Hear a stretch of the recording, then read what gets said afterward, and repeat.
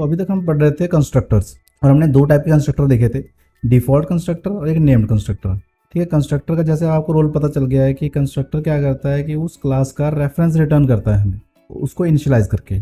ठीक है, और हर एक प्रोग्रामिंग लैंग्वेज में भी ऐसा ही होता है।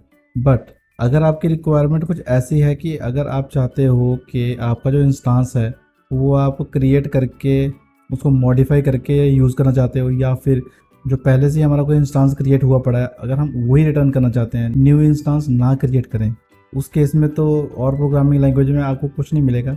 तो आपको उस केस में एक फंक्शन क्रिएट करना होगा जो कि रिटर्न करेगा प्रीवियस जो इंस्टांस बना हुआ था। बट डार्ट ने हमें एक फंक्शनैलिटी दी है जिसको बोलते हैं हम फैक्ट्री कंस्ट्रक्टर। फैक्ट्री कंस्ट्रक्टर के केस में हम ऐसा कर सकते हैं कि हम किसी कंडीशन के बेसिस पे या कोई पहले से बना हुआ हमारा इंस्टांस है वो रिटर्न कर सकते हैं। कहने का मतलब ये है कि कंस्ट्रक्टर से हम कुछ रिटर्न कर सकते हैं, क्योंकि बाकी लैंग्वेज तो हमें कंस्ट्रक्टर से कुछ भी रिटर्न करने को नहीं देता, डार्ट भी नहीं दे रहा था कुछ भी हम कंस्ट्रक्टर से रिटर्न कर सकें। बट अगर हम फैक्ट्री कंस्ट्रक्टर बनाते हैं तब हम उस क्लास का इंस्टांस रिटर्न कर सकते हैं कंस्ट्रक्टर से। ठीक है, अब वो क्लास चाहे इनहेरिट होके, चलो इनहेरिटेंस को भी भूल जाओ, ठीक है ना, हम कोई भी कंडीशन लगा सकते हैं कि अगर तो हमारा पहले से इंस्टांस बना हुआ है तो वो रिटर्न हो जाए, अदरवाइज फिर से न्यू इंस्टांस बन के वो रिटर्न हो जाए। तो उस केस में हम यूज़ करते हैं फैक्ट्री कंस्ट्रक्टर। तो अब इसकी डेफिनेशन एक बार पढ़ लेते हैं कि क्या लिखा हुआ है इसमें। तो देखो क्या कह रहा है कि डार्ट में हमें फैक्ट्री कंस्ट्रक्टर मिला जो कि एक स्पेशल टाइप का कंस्ट्रक्टर है। ठीक है, जो हमें क्या हेल्प करता है कि ऑब्जेक्ट क्रिएट करने में, जो बाकी नॉर्मल कंस्ट्रक्टर की तरह ही है। ठीक है, पर इसमें डिफरेंस है, एक कह रहा है कि डिफरेंट वे है। कौन सा? ये एक रेगुलर कंस्ट्रक्टर से थोड़ा डिफरेंट है। वो कैसे डिफरेंट है कि इसमें जब हम इसको यूज़ करते हैं, मतलब बनाते हैं, तो इसको हम फैक्ट्री कीवर्ड यूज़ करते हैं। ठीक है, ओके नॉर्मल है, ठीक है।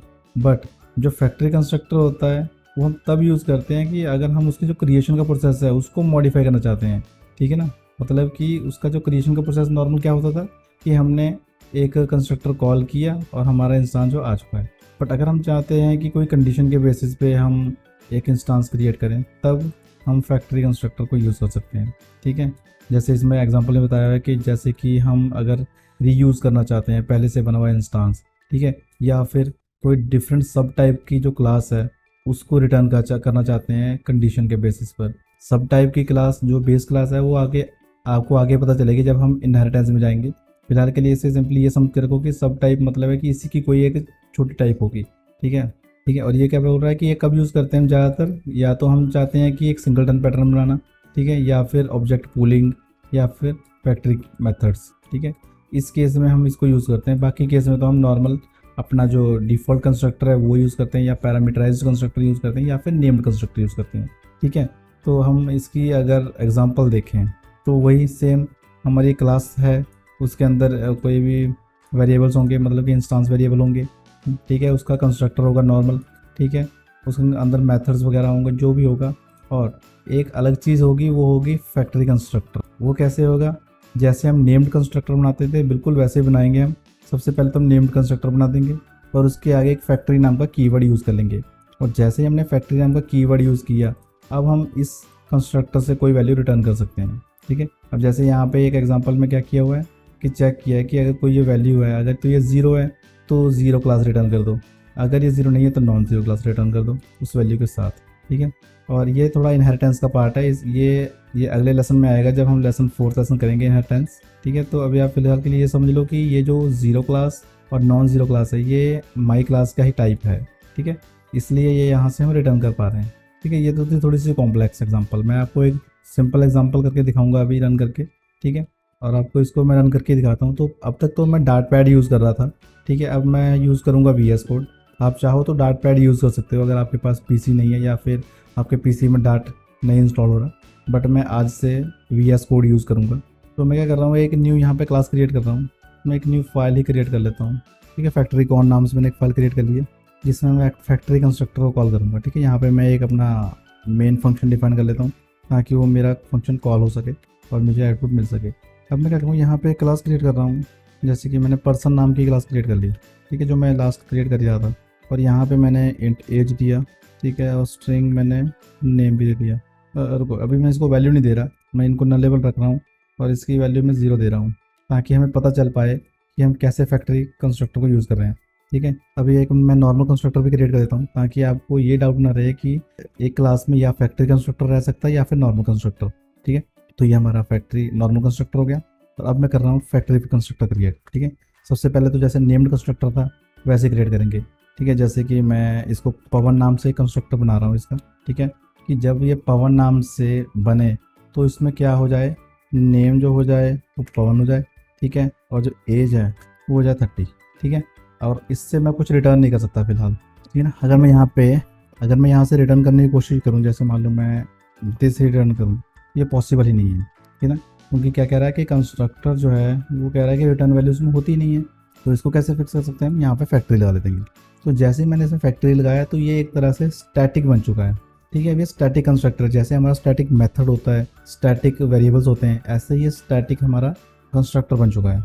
तो अगर ये स्टैटिक है तो मतलब है कि ये लोकल वेरिएबल्स को एक्सेस नहीं कर सकता, इन वेरिएबल्स को भी स्टैटिक होना पड़ेगा।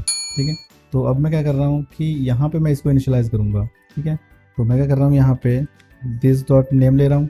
ठीक है, और दिस डॉट एज ले रहा हूँ ताकि मुझे इसको स्टैटिक ना करना पड़े। ये हो गया हमारा नॉर्मल कंस्ट्रक्टर। और मैं क्या करूँगा, एक मैं यहाँ पे स्टैटिक वेरिएबल क्रिएट कर रहा हूँ, इसका नाम मैं एम पावन रख रहा हूँ। मुझे कोई नाम नहीं याद आ रहा तो मैं इसको एम पावन ही रख रहा हूँ सिंपली। ठीक है, और इसको नलेबल कर देता हूँ।